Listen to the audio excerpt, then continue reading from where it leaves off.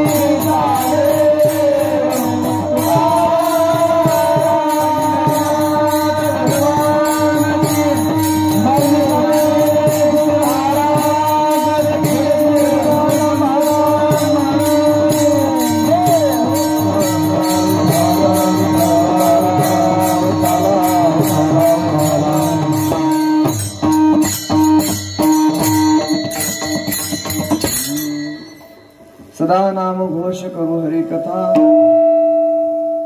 सदा नाम घोष करू हरी कथा, तेने सदा चित्ता समाधान।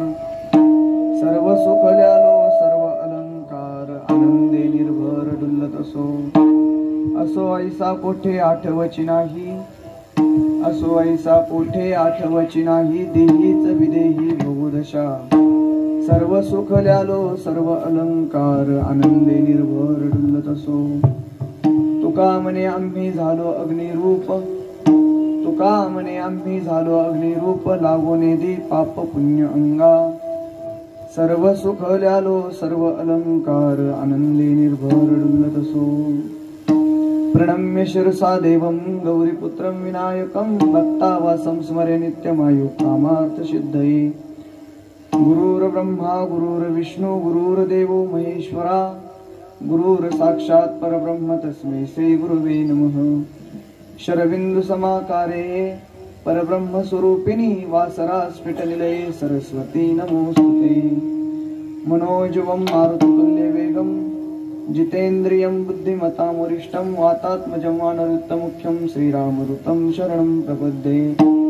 नमो विठ्ठला राजया पांडुरंगा, नमो रुक्मिणी माऊली ज्ञानगंगा, नमो पुंडलिका नमो चंद्रभागा। नमस्कार माझा रुक्मिणी पांडुरंगा, पांडुरंगा करू प्रथम नमन, दुसरे चरण संतांच्या, त्यांच्या कृपादाने कथेचा विस्तारू बाबाजी सद्गुरुदास तुका। अलंकापुरी रम्य सिंहासनस्थं, पदांभोज तेजस्फुरदीप प्रदेशं, विधींद्रादिदैवे सदा स्तूयमानं, समाधिस्थमूर्तिं। ओम नमो ज्ञानेश्वराय, ओम नमो ज्ञानेश्वराय।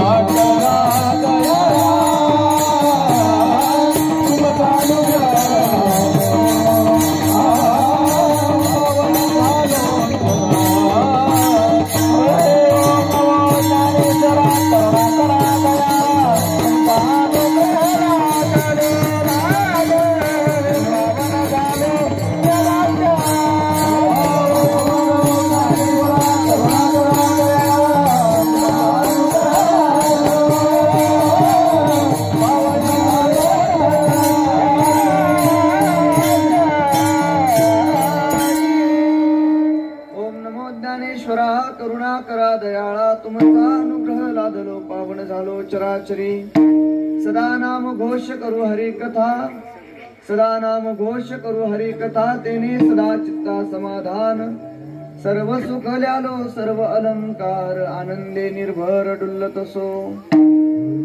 मुक्त कैवल्य तेजोनिधी भगवान श्री ज्ञानोबा राय, जगद्गुरु जगद्वंदनीय संत श्रेष्ठ तुकोबा राय आदी करून सकल संत मांडे चरणी साष्टांग दंडवत करून, हिंदवी स्वराज्य संकल्पक शहाजीराजे भोसले, राष्ट्रमाता राजमाता धर्ममाता जिजाऊ आईसाहेब, हिंदवी स्वराज्य संस्थापक छत्रपती शिवाजी महाराज, हिंदू धर्मरक्षक धर्मवीर संभाजी महाराज या चारही महापुरुषांना वंदन करून उपस्थित सर्व श्रोतृवर्ग, मातृवर्ग असतील, पितृवर्ग असतील, सर्वांना वंदन करून सेवेला सुरुवात। विठ्ठल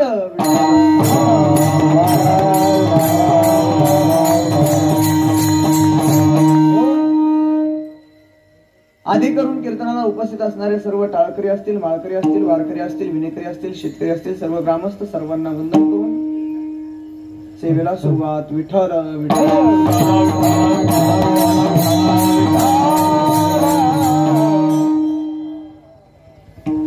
मौजे भावठाणा या गावामध्ये मला वाटतं आंबेजोगाई, भावठाणा आंबेजोगाई जिल्हा बीड, आपल्या गावामध्ये चालत असलेला हा अखंड हरिनाम सप्ताह आणि या सप्ताहाचा आजचा प्रारंभी पहिला दिवस भगवान श्री मारुतीरायाच्या कृपाशीर्वादाने त्यांच्या प्रांगणामध्ये चालत असलेला अखंड हरिनाम सप्ताह आणि सप्ताहाचा आजचा प्रथम दिवस. आणि पहिला दिवस म्हटलं की असंच असतं, माईक शिट्ट्या वाजतच असतं पहिल्या दिवशी. आजचा पहिला दिवस आणि पहिल्या दिवसाची कीर्तन पुष्परूपी सेवा सर्व ग्रामस्थाच्या वतीने माझ्याकडे आली, माझ्या वाट्याला आली. खर तर 2 तासामध्ये भगवंताच्या चरणावरती आपल्याला चरणारविंदावरती आपल्याला कीर्तन पुष्परूपी सेवा समर्पित करायची. आपल्या गावात चालत असलेला अखंड हरिनाम सप्ताह तथा संगीत रामायण कथा आमचे रामायणाचार्य गुरुवर्य वैजनाथ महाराज मुळे असतील, त्यांच्या मुखारविंदातून आपण सुंदर अशी रामकथा श्रवण करतायत. ज्ञानेश्वरी पारायण असेल, गाथा भजन असेल, तदनंतर आपलं कीर्तन महोत्सव.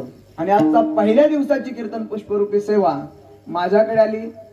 आणि या पहिल्या दिवसाची कीर्तन पुष्परूपी सेवेसाठी घेतलेला अभंग जगद्गुरु जगद्वंदनीय हिंदवी स्वराज्य संस्थापक छत्रपती शिवाजी महाराजांचे श्रीगुरु नोहे नोहे जाळूनी संसार बैसलो अंगणी असे म्हणण्याची ज्यांची ताकद होती.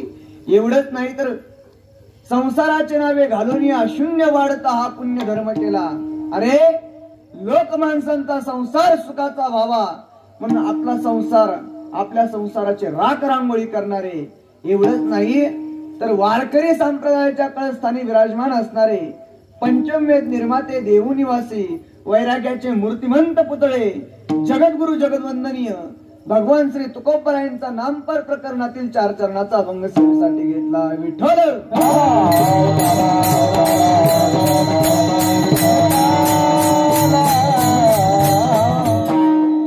वारकरी संप्रदायाचा नियम आहे महाराज, बर का नामदेव बाबा.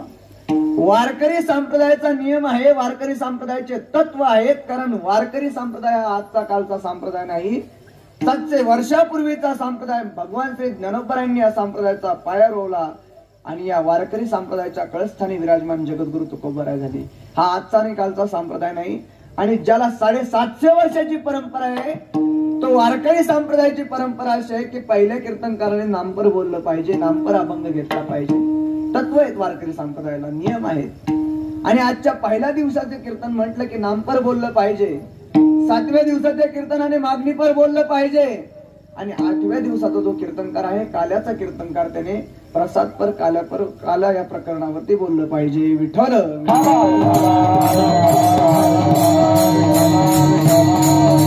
हा वारकरी संप्रदायाचा नियम आहे. वारकरी संप्रदाय नटलाय, वारकरी संप्रदाय शोभून दिसतोय कशावरती तर नियमावरती. नियम आहे वारकरी संप्रदायाला. त्यामुळे वारकरी संप्रदायाच्या नियमाप्रमाणे आजचा अभंग घेतला.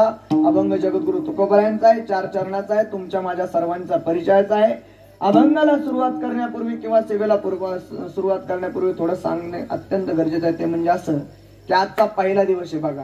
आता आज वातावरण निर्माण करायला भरपूर वेळ जातोय, सोपं नसतं पहिल्या दिवसात. आजचा पहिल्या प्रकारच्या संधी देत असतो. 1 बालपण नावाची संधी असते, 2 तारुण्य नावाची संधी असते आणि 3 म्हातारपण नावाची संधी असते. 3 प्रकार प्रत्येकाच्या जीवनात असतात. असं झालं का एखादा म्हातारा एका गावात जन्माला आला, झालं का बाबा? नाही नाही नाही नाही. सर्व तारुण्य नावाची संधी देतो आणि त्याच्यानंतर म्हातारपण नावाची संधी देतो. लक्षपूर्वक आहे का? परंतु या 3ही संध्या देत असताना त्या संधीचं आपल्याला सोनं करायचं का माती करायची आपण आपलं ठरवायचंय. बालपण जर कशाने शोभून दिसत असेल तर बालपण हे संस्काराने शोभून दिसतं. एखादा मुलगा असावा तो बसमध्ये बसलेला असावा, एखादा म्हातारा त्या बसमध्ये गेल्यानंतर तो मुलगा जर उठून उभा राहिला ना, लोक म्हणतात कोणाचं लेकरू हे होते. एखादा मुलगा सप्त्यामध्ये कीर्तनामध्ये टाळ घेऊन उभा राहिला ना, लोक म्हणतात कोणाचा मुलगा हे होतो. शुद्ध बीजापोटी फळे रसाळ गोमटी विचारतात ना. आणि एखादा मुलगा कीर्तनात जर धिंगाणा करत असेल, लोक म्हणतात कोणाचा होगा आभळे ते.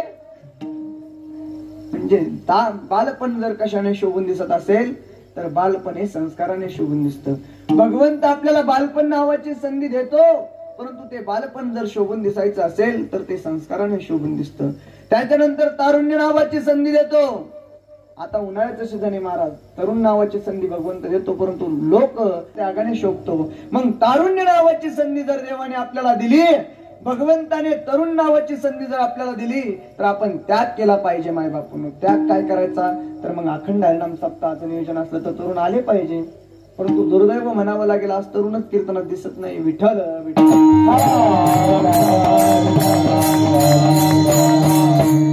झालं काय माहितीये का नामदेव बाबा, लोकांना असं वाटायला लागलं की परमार्थ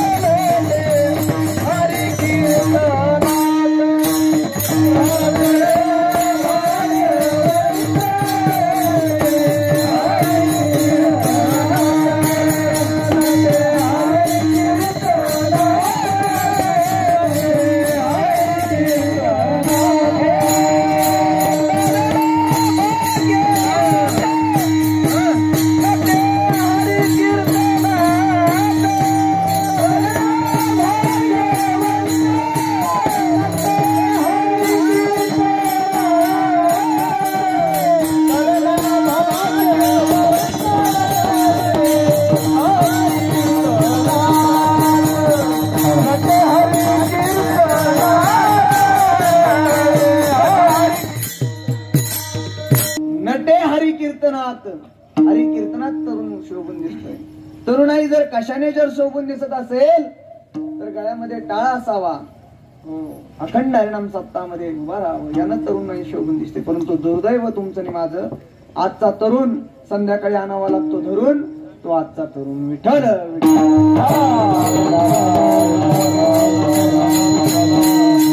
बालपण नावाची संधी जर कशाने शोभून दिसत असेल तर बालपण नावाची संधी संस्काराने शोभून दिसते.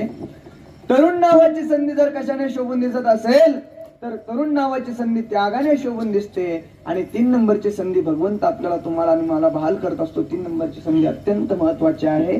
म्हातारपण नावाची जर संधी देव आपल्याला देत असेल तर म्हातारपण चुगल्या चाड्या करण्यात नाही शोभून दिसत, तर म्हातारपणाने नामचिंतनाने म्हातारपण शोभून दिसतंय. परंतु आज बऱ्याच गावामध्ये 3 संध्याचा जर आपल्याला उपभोग घ्यायचा असेल तर आपल्याला हरिकीर्तनात यावं लागेल असं. आणि हरिकीर्तनात आल्यानंतर खरं तर ही जी गादी आहे ना मायबापांनो, ही गादी तुमचं आणि माझं वर्णन करण्यासाठी नाहीच आहे मुळात. ही गादी जर असेल तर माणसाचं वर्णन या गादीवरती करू नये मायबापांनो. माणसाचे वर्णन करणारी गादी नाहीये. जर तुमचं आणि माझं नाव जर या गादीवरती यावं वाटत असेल, या व्यासपीठावरती तुमचं आणि माझं नाव जर यावं वाटत असेल तर 4 प्रकारच्या संध्या आपण कमवल्या पाहिजे. 4 प्रकारचे पुरुषार्थ आपण गाजवले पाहिजे. मग कोणते 4 प्रकारचे पुरुषार्थ? धर्म, अर्थ, काम आणि मोक्ष हे 4 प्रकारचे पुरुषार्थ ज्यावेळेस तुम्ही आणि आम्ही कमवू त्यावेळेस आपलं नाव या गादीवरती येईल. विठ्ठल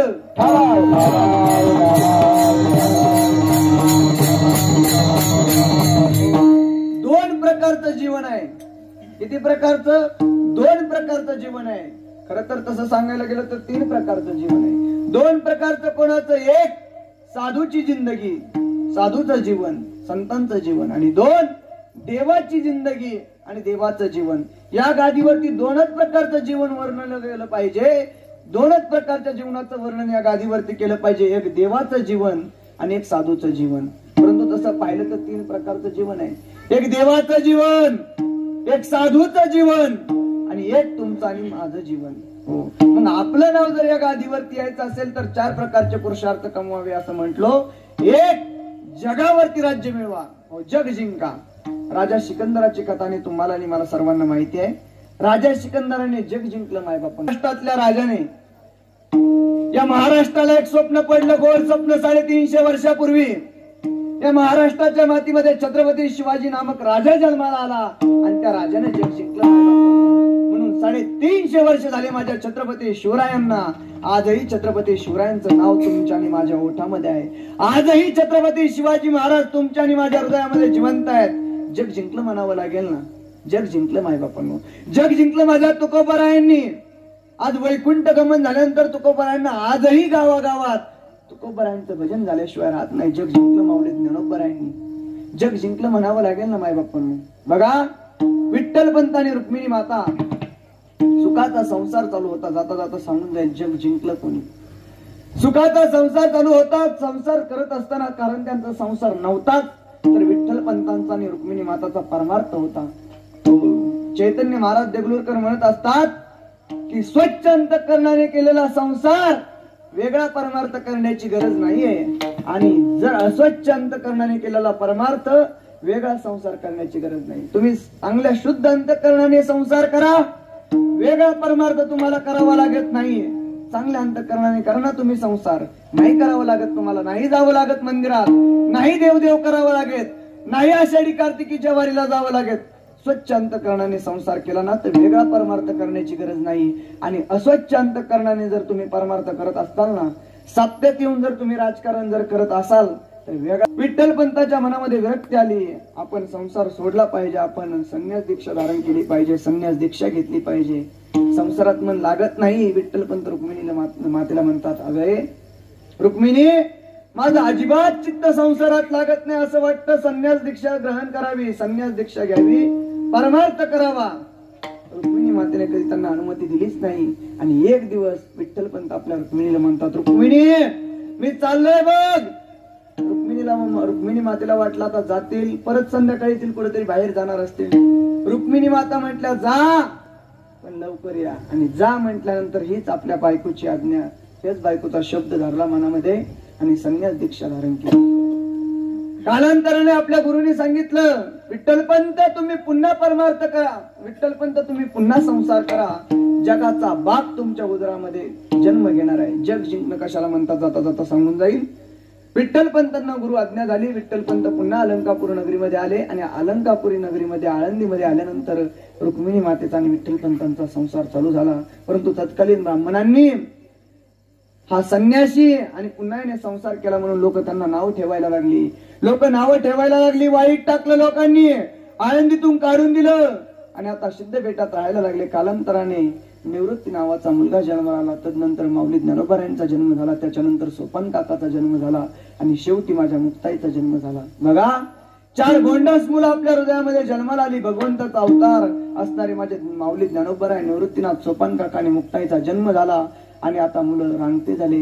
रांगत रांगत शेजारच्या अंगणामध्ये जावं, शेजारच्या अंगणामध्ये गेल्यानंतर आतून आवाज द्यावा, ए पोरो, आमच्या अंगणामध्ये आलात, संन्यासाची कार्ट, अंगण बाटवलं आमचं. त्यांना उचलून लावावं, पुन्हा साडून घ्यावं, पुन्हा सडा शिंपावा. असं करता करता आता माऊली मोठे होत होते, मुक्ताई मोठी होत होती, माझे निवृत्ती दादा, सोपान काका, 4ही मुलं मोठी होत होती. आणि आता मुलांचा संसार, मुलांचा छळ चालू झाला. आणि मुलांचा छळ चालू झाल्यानंतर रुक्मिणी माता आपल्या पतीला म्हणतात, विठ्ठलपंतांना, या जगाने, या गावाने आपल्याला कितीही त्रास द्यावा, आपण भोगूया तो त्रास, गुन्हा आपण केलाय, परंतु आपल्या मुलाला का त्रास देताय? आपल्या मुलाला त्रास झाला नाही पाहिजे. काही करा, परंतु आपल्या मुलांना त्रास झाला नाही पाहिजे. आता विठ्ठलपंतांनी ठरवलं आपल्या मुलाला न्याय द्यायचा, म्हणून विठ्ठलपंत निघाले, पैठणला आले. पैठणला आल्यानंतर आम्हाला न्याय द्या, आमच्या मुलाची मुंज करा, असं म्हटल्यानंतर विठ्ठलपंतांना पाहिलं तर उत्साह पाहिलं. विठ्ठलपंतांना सांगितलं त्यांनी, तुमच्या मुलाची मुंज होऊ शकते, परंतु एक करावं लागेल, तुम्हाला देहांत प्रायश्चित्त करावं लागेल, देहत्याग करावा लागेल. आणि विठ्ठलपंत पैठण मधून निघाले. अलंकापूर दिशेने चालत असताना आता आळंदीच्या जवळ आले, आता सिद्धपेठाच्या जवळ आले. आणि बाहेर रुक्मिणी माता विठ्ठलपंतांची वाट पाहत होत्या. दिवस मावळतीला गेला होता. विठ्ठलपंत आलेले दिसले, हातामध्ये गुळ दिला, पाणी भरून, तांब्या भरून पाणी दिलं. आणि विठ्ठलपंतांना रुक्मिणी माता म्हणतात, मिळाला आपल्या मुलांना न्याय? होईल का आपल्या मुलाची मुंज? हा समाज पुन्हा आपल्या मुलांना स्वीकार करेल का? विठ्ठलपंत काहीही बोलत नाही. त्यावेळेस रुक्मिणी माता म्हटला, काय झालं पैठण मध्ये, मिळेल ना आपल्या मुलांना न्याय? त्यावेळेस विठ्ठलपंत म्हणतात, हा रुक्मिणी, आपल्या मुलांना न्याय मिळेल, आपल्या मुलाचा समाज स्वीकारही करेल. त्यासाठी मला थोडं काम करावं लागेल. ते काम म्हणजे असं की मला देहदंड, देहांत प्रायश्चित्त करावं लागेल. आणि मग रुक्मिणी माता म्हणतात, मी एक पतिव्रता आहे, आणि मी एक पतिव्रता आहे. तुका म्हणे पतिव्रता, तिची देवावरी सत्ता, मी एक पतिव्रता आहे. तुम्ही जिथे जाल तिथे मी तुमच्या सोबत येणार, मीही तुमच्या सोबत देहांत प्रायश्चित्त करणार. ठरलं गेलं विठ्ठलपंतांचं आणि रुक्मिणी मातेचं. संध्याकाळची वेळ झाली आणि आज आपल्याला देहांत प्रायश्चित्त करायचं त्यांनी ठरलं गेलं. संध्याकाळी पुरणपोळीचा स्वयंपाक केला. आपल्या हाताने निवृत्तीनाथाला जेव घातलं, आपल्या हाताने ज्ञानदेवाला जेव घातलं, आपल्या हाताने मुक्ताईला जेव घातलं, सोपान काकाला जेव घातलं. आणि आता मांडीवरती पोरं झोपवल्या गेले. हाताने पोराला थापटून थापटून झोपी लावलं. मुलाला झोपी लागल्या. 4ही मुलं व्यवस्थित झोपडीमध्ये झोपल्यानंतर विठ्ठलपंत आणि रुक्मिणी माता आज डोळे भरून आपल्या मुलाला पाहत होत्या. आज मुक्ताईला डोळे भरून रुक्मिणी माता पाहत होत्या. आज सोपान काकाला डोळे भरून पाहत होत्या. कारण आजचा शेवटचा दिवस होता. याच्यानंतर हे मुलं आपल्याला दिसणार नाही, आपण या मुलांनाही दिसणार नाही. आणि असं करता करता करता करता मध्यरात्र झाली. विठ्ठलपंत उठून उभा राहिले. झोपडीचा दरवाजा उघडला गेला. विठ्ठलपंत उठले हे रुक्मिणी मातेला समजलं. रुक्मिणी माताही विठ्ठलपंतांच्या नंतर उठल्या गेल्या. झोपडीचा दरवाजा उघडला गेला. विठ्ठलपंत बाहेर चालत असताना रुक्मिणी माता त्यांच्या पाठीमागे चालतात.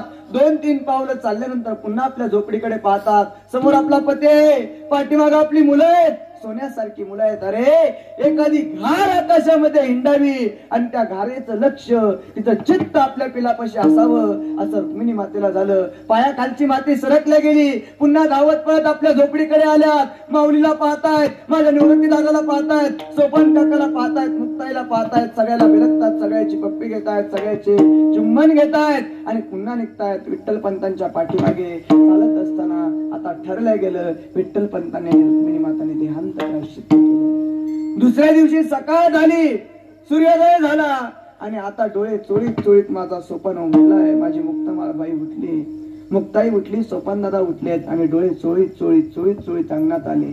जग जिंकणं कशाला म्हणतात सांगून जाईल तुम्हाला. डोळे चोळीत चोळीत अंगणात आले. अंगणात आल्यानंतर आईला आवाज दिला, आई बाबा. पाहतात तर काय आई दारात नाहीये. शेजारच्या घरी गेले असेल, शेजारी पाहिलं, गावात पाहिलं, सगळीकडे पाहिलं. मुक्ताई आणि सोपान काकांनी पूर्ण गावात आळंदीत पाहिलं, परंतु आपल्या आई बाबा कुठं दिसत नाही. पुन्हा धावत पळत झोपडीकडे यावं आणि झोपडीकडे आल्यानंतर म्हणावं आपल्या ज्ञानदादाला, ए ज्ञानदादा. ज्ञानदादा सांगणार आहे, ज्ञानदादा पुढेच रे आपली आई, पुढेच रे आपले बाबा. ज्ञानदादा पुढे गेले आपली आई, पुढे गेले आपले बाबा.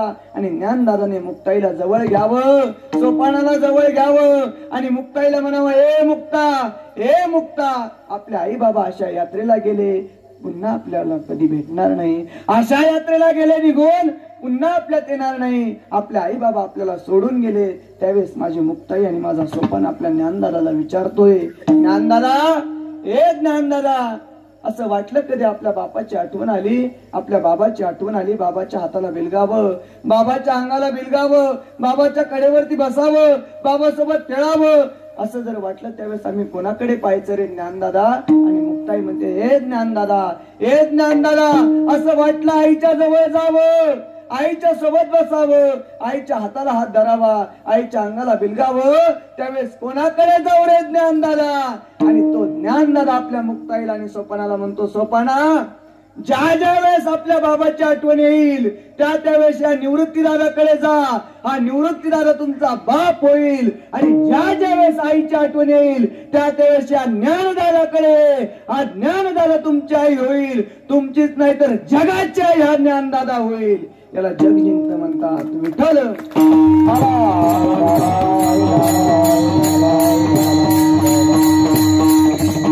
जगाची आज माऊली ज्ञानाई जगाची आई झाली. आजही कार्तिकी वारीला जा. कार्तिकी वारीला गेल्यानंतर म्हाताऱ्यालाही लोक काय म्हणतात, माऊली. तरुणालाही काय म्हणतात, माऊली. अरे महिला असेल माऊली, पुरुष असेल माऊली, चोर असेल माऊली, आणि भिकारी असेल माऊली, पोलीस असेल माऊली, सगळ्याला माऊली म्हणतात. का? कारण ती वारी माझ्या माऊलींची आहे. आजही आळंदीला गेल्यानंतर शिक्षण घेण्यासाठी एखादा गरीब मुलगा असला, एखादा श्रीमंत असला, तरीही भेदभाव केला जात नाही. गरीबालाही त्याच लाईनीत जेवण मिळतं, त्याच रांगेत जेवण मिळतं, आणि श्रीमंताच्या मुलालाही त्याच लाईनीत त्याच रांगेत जेवण मिळतं. असं नाही की तू गोरा आहे वरच्या पंक्तीला बस, तू काळा आहे. तू जग जिंकलं माझ्या तुकोबारांनी सांगत होतो तुम्हाला. तुमचं आणि माझं नाव या गादीवरती यायचं असेल, एक जग जिंकावं लागेल. महाराज नाही ना हो जग जिंकणं सोपं. मग आपलं शरीर जिंका. शरीर जिंकणं सोपं आहे का? नाही. एक एक एक एक एक एक विकार जिंकावा लागतो, काम जिंकावा लागतो, क्रोध जिंकावा लागतो, लोभ, अहंकार, या सगळ्या गोष्टी जिंकाव्या लागतात. आज जर नाव जर पत्रिकेत नसलं तर आपण लग्नाला जात नाही.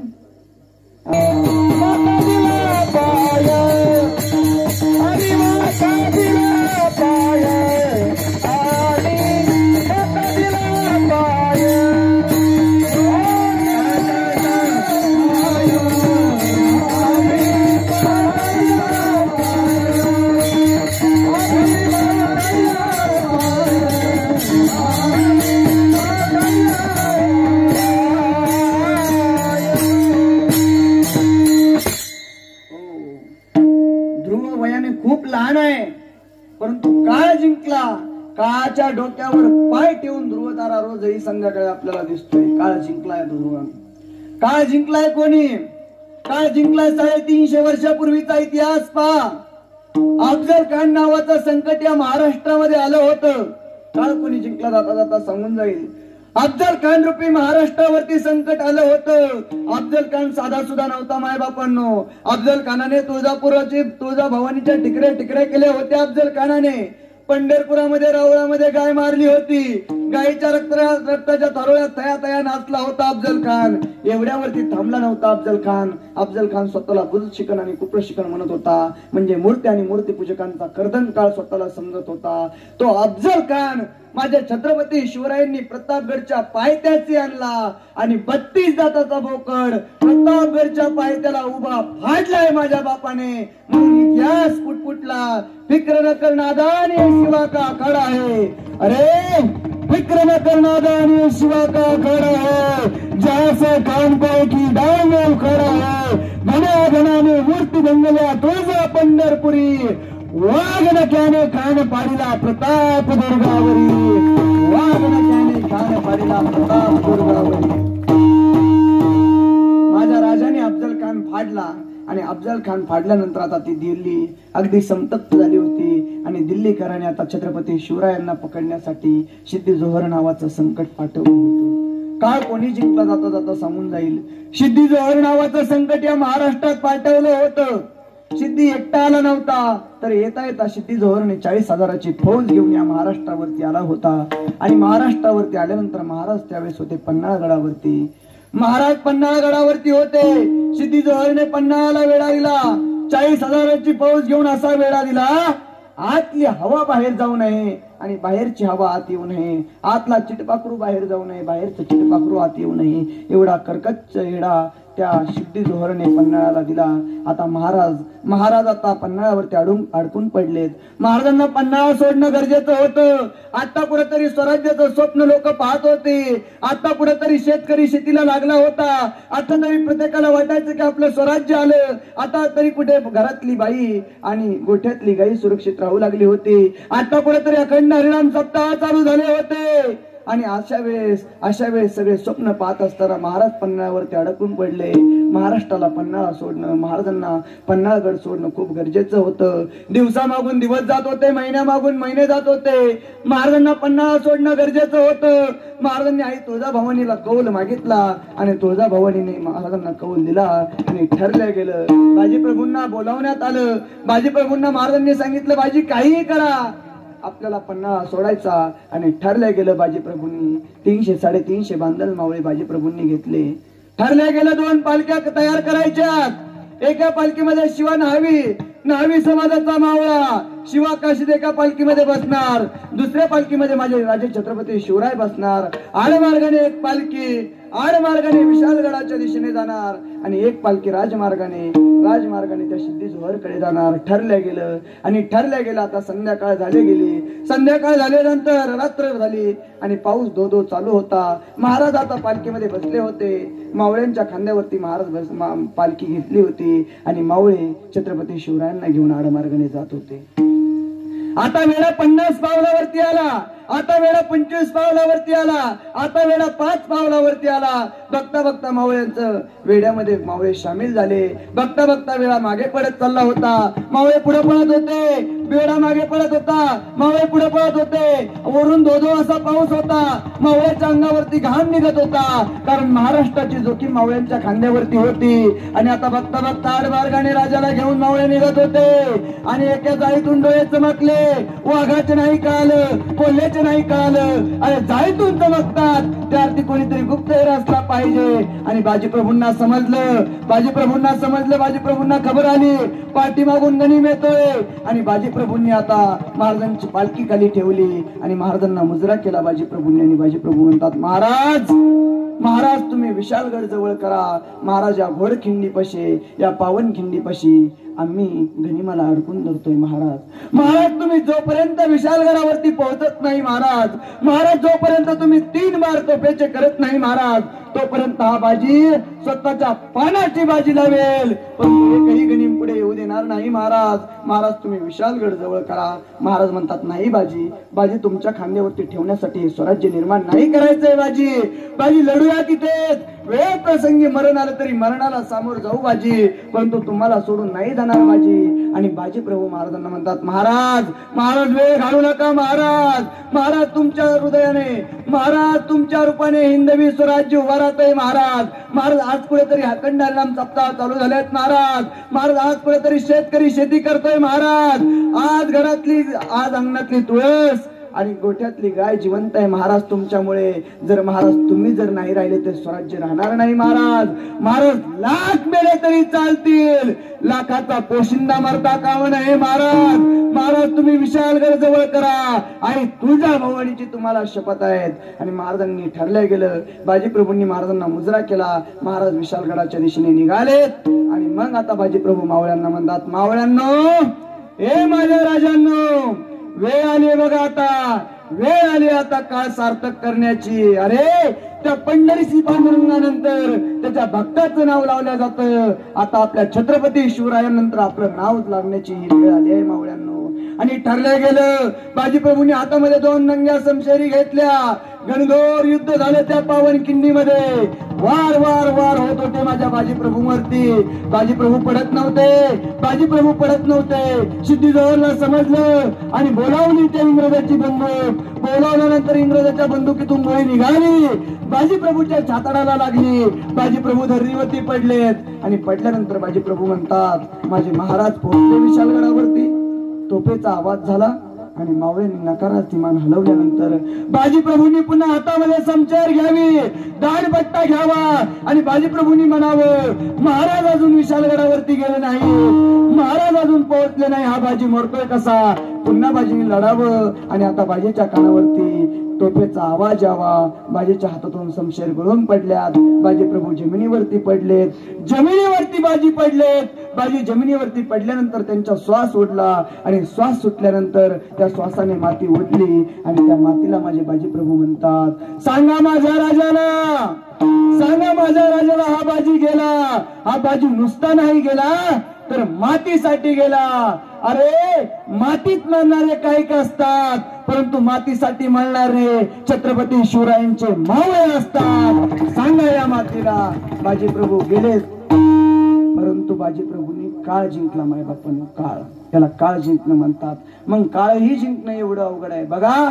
जर बाजीसारखा आपल्याला काळ जिंकता आला नाही, ध्रुवासारखा आपल्याला काळ जिंकता आला नाही, हो आपल्याला देह जिंकता आला नाही, आपल्याला जग जिंकता आलं नाही तरी चालेल, आपल्याला देव जिंकता आला पाहिजे. देव कोणी जिंकला?